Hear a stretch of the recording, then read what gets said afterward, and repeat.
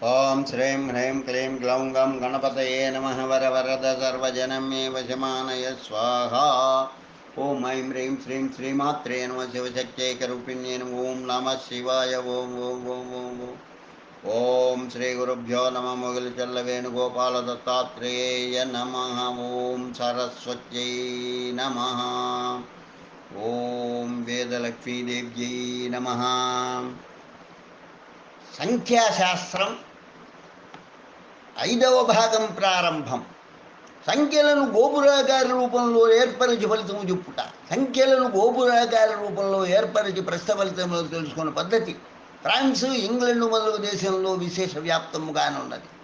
అనుభవం బట్టి చూడగా ఈ పద్ధతి చాలా నిదర్శనముగానున్నట్లు కనపడుతున్నది.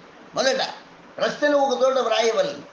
ఆ ప్రశ్న వాక్యములో ఎన్ని మాటలు ఉన్నవో చూచి ఆ మాటలను విడివిగా ఒకదాని కింద ఒకటి ఈ క్రింది చూపబడిన విధముగా వ్రాయవలను.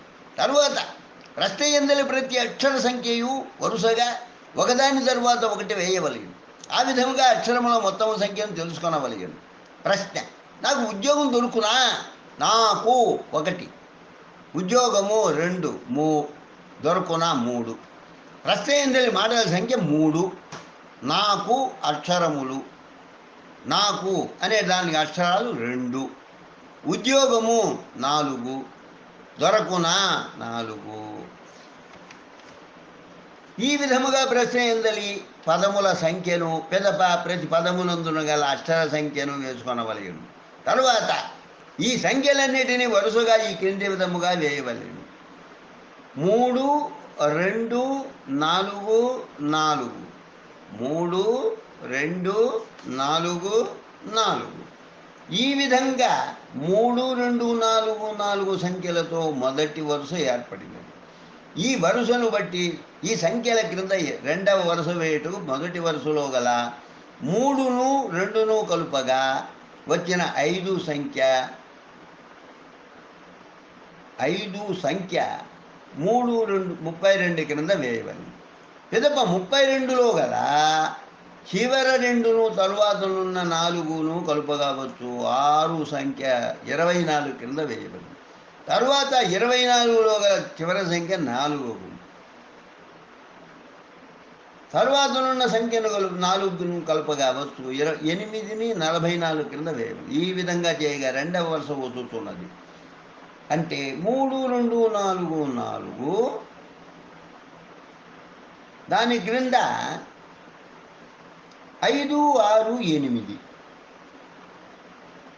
ఈ పై అంకెలలో రెండవ వరుస పూర్తి చేయ విధానం చెప్పండి. ఆ విధముగానే రెండవ వరుసలో ఉన్న ప్రతి 2 సంఖ్యలను కలుపగా, అనగా 5 + 6 = 11 2ను 6 + 8 14 1 + 4 5ను వస్తున్నది. ఆ విధముగా ఈ క్రింద మూడవ వరుస వేయబడింది: 3, 2, 4, 4, 5, 6, 8, 2, 5, 7. ఇక 4వ వరుస వేయటకు 3వ వరుస ఎందున్న 2ను 5ను కలిపిన 7 వస్తుంది. ఆ 7 సంఖ్యను 4వ వరుసలో వేయవలెను. ఆ విధముగా చివరి వరుసలో ఒక సంఖ్య మాత్రమే వచ్చు వరకు కలుపుతూ రావలేను. గోపురాకారముల సంఖ్యల ఫలితములు. గోపురాకార సంఖ్యలను క్రింద అనగా చిట్ట చివరిలో సంఖ్యను బట్టి ఫలితములు ఈ క్రింది విధంగా చెప్పవలేను. 1వ సంఖ్యకు అధిపతి రవి, వివేకము, సాహసము, కార్యజయము, ధనలాభము కలుగును. 2వ సంఖ్యకు అధిపతి చంద్రుడు, అస్థిరము, స్థానచలనము, నెమ్మది మీద కార్యానుకూలము. 3వ సంఖ్యకు దీనికి అధిపతి గురుడు, శుభము, ధనలాభము, భోగము, ఈప్సితార్థము, అనుకూలత కలుగును. 4 దీనికి అధిపతి రాహు, ప్రయత్న కార్యముల యందు జయము, సౌఖ్యము, ధన ప్రాప్తి. 5 ఈ సంఖ్యకు అధిపతి బుధుడు, కార్యానుకూలము, విద్యావంతులతో పరిచయము, వ్యాపార ఉద్యోగాదులతో అభివృద్ధి. 6 అధిపతి శుక్రుడు, శ్రీ సౌఖ్యము, భోగము, శ్రీమూలమున ధనలాభము, నూతన వస్త్ర ప్రాప్తి, వాహన సౌఖ్యము కలుగును. 7 అధిపతి కేతువు, చిత్ర విచిత్ర విషయములు జరుగును, నూతన పరిచయము, వేదాంత గోష్ఠి, తీర్థయాత్ర సంచారం, అభిప్రాయములందు మార్పులు కలుగును. అధిపతి శని, 8కి అధిపతి శని, ప్రతికూల ఫలితములు, నీచ జన సహవాసము, ధనవ్యయము, మలిన వస్త్రధారణ. 9 అధిపతి కుజుడు, కలహము, ధనవ్యయము, అనారోగ్యము, అస్థిరము, మనస్తాపము.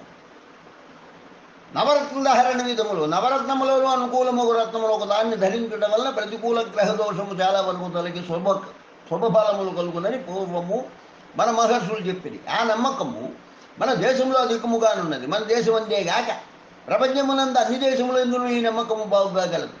అనుభవములో కూడా ఈ విషయము యథార్థమైనదిగానే కనబడుతున్నది. వ్యాస మహర్షి ఈ రత్నధారణ విధానమును సంస్కృత శ్లోకంలో విపులముగా వ్రాశాను. అట్టి సంస్కృత శ్లోకమునకు ఇటీవల ఎందరెందరో తెలుగు భాషలో వ్యాఖ్యానములు వ్రాసింది కనుక ఏ సంఖ్య గలవారు ఏ రత్నము ధరించిన దుష్టగ్రహ దోషం వల్ల బాధలు తొలగి సౌఖ్యము కలుగునో తెలుసుకుంటూ మిక్కిలి ఉపయోగం. జన్మ తేదీని బట్టి రత్నము నిర్ణయించు విధానము. జన్మ తేదీ 1 రవి, ధరించవలసిన రత్నము కెంపు మాణిక్యము. 2 చంద్రుడు, అధిపతి చంద్రుడు, ముత్యం ధరించాలి. 3 జన్మ తేదీ 3 అయినట్లయితే గురువు పుష్యరాగం. 4 రాహువు గోమేధికం. 5 బుధుడు మరకతం పచ్చ. 6 శుక్రుడు వజ్రము. 7 కేతువు వైఢూర్యం. 8 శని నింద్రనీలము. 9 కుజుడు పగడము. నవరత్నముల రంగులు అవి కలుగజేయబడుతుంది. కెంపు దీన్ని మాణిక్యమని కూడా వాడుచుండు. ఎరుపు రంగు కలిగి ఉదయభాస్కరుని వలె ప్రకాశించుండు. ఇది ఉత్సాహమును ఆరోగ్యమును లాభమును కలుగజేయును. ముత్యము తెలుపు రంగు కలిగి ఉండును. గోమూత్రములో కొంచెము లవణం వేసి ఆ మూత్రం పోసి వరియాకుతో ముత్యమును కడిగిన మంచి ముత్యము గానిచో పగిలిపోవు. మంచి ముత్యమైనతో ఇంకనూ కాంతి వస్తుంది.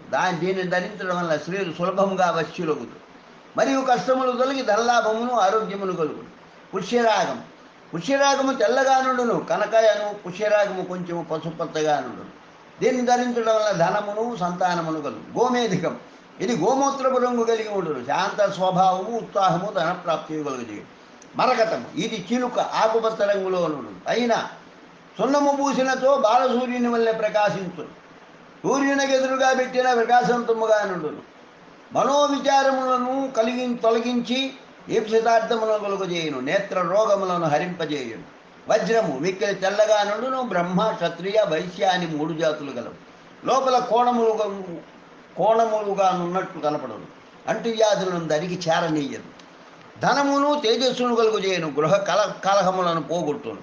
వైఢూర్యము పిల్లి కన్నుల వలె నుండును. ఉత్సాహము ధనలాభము కలుగును. శత్రుజయము కలుగును. దుష్టగ్రహ బాధలను తొలగించును. ఇంద్రనీలము. 8 ఇంద్రనీలము.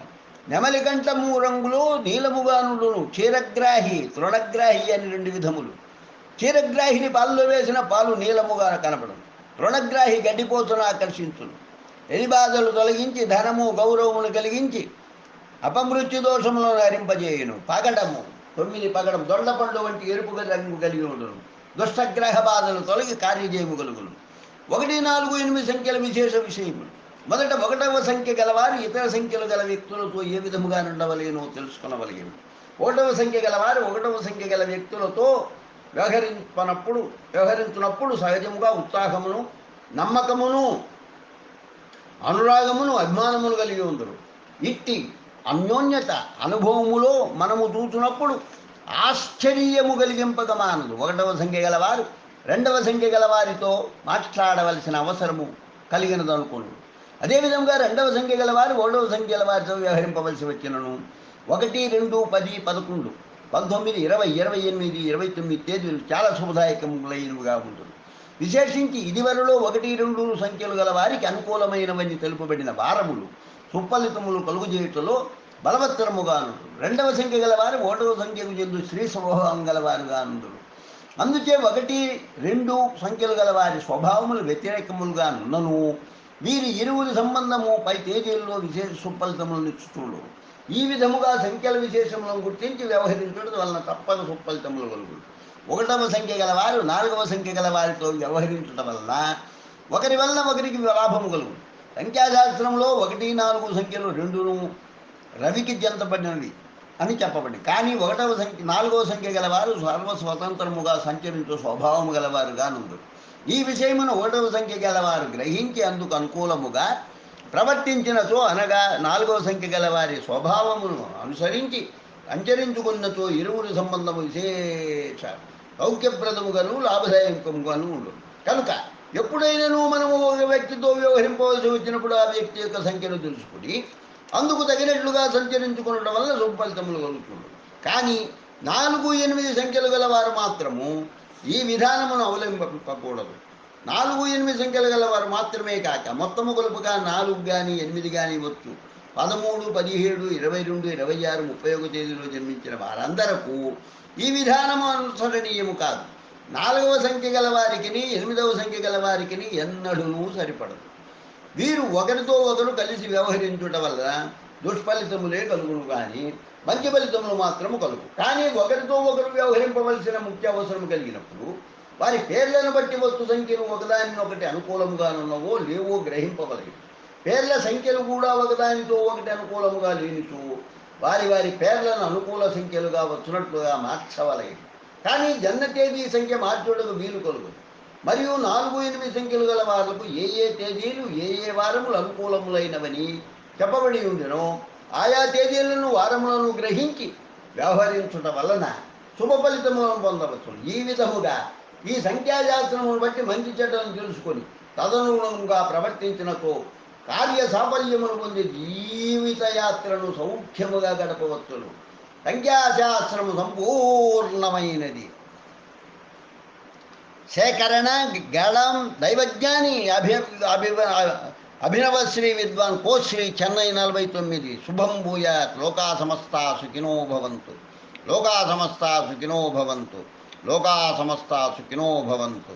అందరూ ఆయురారోగ్య ఐశ్వర్యాభివృద్ధులు కలిగి దీప్యమానంగా వెలగాలని కోరుకుంటూ శుభం.